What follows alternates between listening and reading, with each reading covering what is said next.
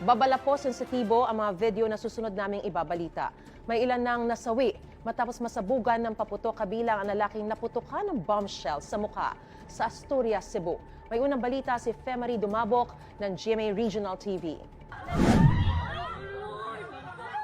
Humandusay sa daan ng 10 taong gulang na lalaki sa Talisay City, Cebu. Tinamaan pala siya sa dibdib ng mga tumalsik na bato nang sumabog ang paputok na Goodbye Philippines. Napuruhan ang kanyang puso at agad siyang binawian ng buhay. Kritikal ang lagay ng isa pang minor de edad habang sugatan ng 3 pa nilang kapitbahay na edad 8 hanggang 17. Ayon sa kapitan ng barangay, nakatanggap sila ng ulat na may lalaking nagtungo umano sa isang bakanting lote habang may dalang 3 Goodbye Philippines. Dunay tao dito ma'am nga nagpabuto nga gikan sa Bulacau, Crusan kanang tulo pabok ang ipabuto nila ma'am nya ang usa wa mo buto ida sa mga bata dito sa ilaha.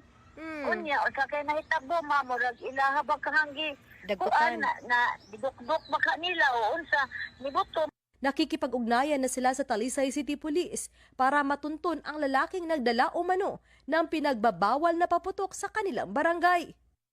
Nasabugan naman ang paputok na bombshell ang isang lalaki sa Asturias, Cebu. Dead on arrival siya sa ospital. Batay sa investigasyon ng pulisya, nilapitan ng biktima ang paputok at sumabog ito sa kanyang mukha.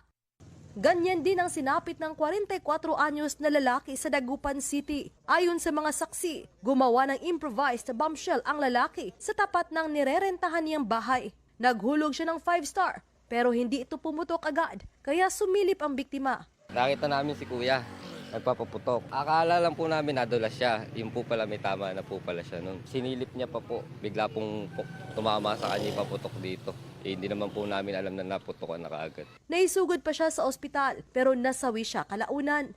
Madami siya kasing sinindihan na 5-star. Then yun yung nag-cause ng lacerated wound niya dito sa may occipital area. May kasama din kasing fracture, skull fracture. Siguro na siya, nabagok din. Siya ang ika-18 biktima ng paputok na dinala sa Region 1 Medical Center mula December 20.